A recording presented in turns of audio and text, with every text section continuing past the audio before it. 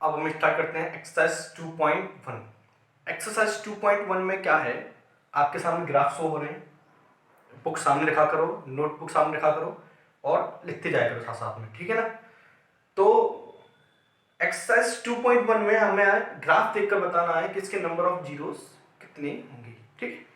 तो क्वेश्चन पढ़ लेते हैं एक बार।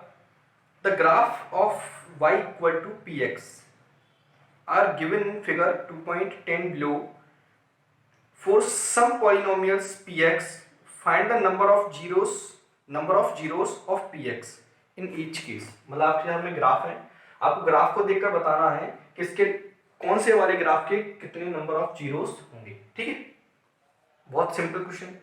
क्या देखना है आपको, मैंने क्या बताया था कि कोई ग्राफ एक्स एक्सिस को कितने पॉइंट पर इंटरसेक्ट कर रहा है उतने ही उसके नंबर ऑफ जीरोस होते हैं, ठीक है। बहुत ही सिंपल है। तो सबसे पहला ग्राफ देखते हैं। तो इसमें लाइन बन रही है जो एक्स एक्सिस को कितने पॉइंट पर इंटरसेक्ट कर रही है, 1 पे, 2 पे, 3 पे, 4 कितने कर रही है, नहीं कर रही है ना। ये लाइन जो जा रही है, एक बात और है आपको जो, अच्छा इसमें सबसे बड़ी कंफ्यूज वाली बात क्या होती है कि जो ग्राफ आपको जो दिया जाएगा ना उतने से ही आपको बताना है, अपने मन से कोई ग्राफ आगे की साइड ड्रॉ नहीं कर देना है, ठीक है ना। अपने मन से मतलब जितना बताया है उतना ही स्टॉप आपको देखना है, उससे आगे अपने आप ड्रॉ नहीं करना है। चलो देखते हैं और आगे। जैसे लाइन ये आ रही है, ये जो लाइन ड्रॉ की गई है ये एक्स एक्सिस को कितने पॉइंट पर इंटरसेक्ट कर रही है, एक भी पॉइंट पर नहीं कर रही है। इसका मतलब ये है कि इस ग्राफ के या इस पॉलिनोमियल के जो जीरोस होंगे वो नहीं होंगे, एक भी जीरोस नहीं होंगे। तो उसको क्या लिखते, तो ठीक है, इसके जीरोस नहीं होंगे तो नो जीरोस, इसका एक भी जीरोस नहीं होगा।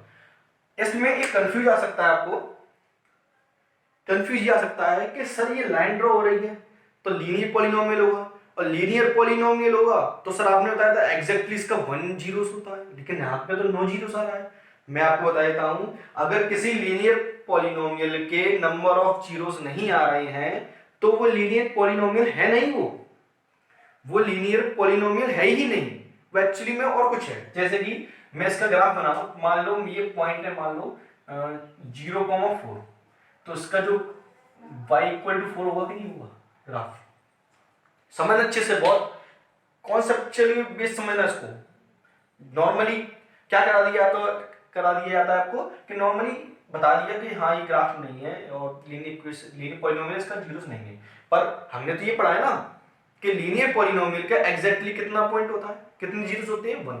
लेकिन ये लाइन ड्रॉ हो रही है, मैंने ये भी बताया था जो लीनियर पॉलिनोमियल होता है उसका ग्राफ जो बनता है कैसा है, लाइन ड्रॉ होती है। इसमें भी सर लाइन ड्रॉ हो रही है, लाइन ड्रॉ हो रही है तो उसके जीरोस होना चाहिए एग्जैक्टली 1, लेकिन यहाँ पे तो आपने सर बताया नो जीरोस है। उसका रीजन ये है, अगर कोई ऐसा पॉलिनोमियल है या कोई ऐसा ग्राफ है जिसमें लाइन ड्रॉ हो रही है और वो एक्स एक्सिस को इंटरसेक्ट नहीं कर रहा है तो एक्चुअली में वो लीनियर पॉलिनोमियल है ही नहीं। वो कैसे, ये मैंने ग्राफ लाइन ड्रॉ की है, वो लाइन ड्रॉ की इक्वेशन क्या है, y equal to 4, y equal to 4 है क्योंकि y की इक्वल टू 4 है, यहां पर भी 4 होगा, यहां पर भी 4 होगा, ये आपने क्लास 9 में पढ़ा है अच्छे से, ठीक है ना। तो y इक्वल टू 4 है, तो y इक्वल टू 4 है यानी कि मैं इसको क्या लिख सकता हूं, px इक्वल टू 4। तो इसकी डिग्री कितनी होगी आप क्या बताओ मुझे, बस डिग्री कितनी होगी, 0 होगी। डिग्री 0 होगी तो ये लीनियर पॉलिनोमियल हो ही नहीं, समझ आ रही है ना। जब ये लीनियर पॉलिनोमियल ही नहीं है तो इसके जीरोस नहीं होंगे, ठीक है ना। अगर इसमें x आ जाता, अगर इसमें x की पावर 1 आ जाती तो वो लीनियर पॉलिनोमियल होता, अगर वो लीनियर पॉलिनोमियल होता तो उसका एक जीरोस निकल के आता 101%, ठीक है। तो px इक्वल टू 4 है तो डिग्री कितनी होगी इसकी, 0। dx डिग्री 0 होगी तो ये लीनियर पॉलिनोमियल नहीं है। तो अब आपको समझ में आ गया होगा कि जब डिग्री इसकी 0 है तो वो लीनियर पॉलिनोमियल नहीं है, लीनियर पॉलिनोमियल नहीं है इसलिए इसके नंबर ऑफ जीरोस कितने हैं, 0, मतलब इसके कोई भी जीरोस नहीं है, ठीक है।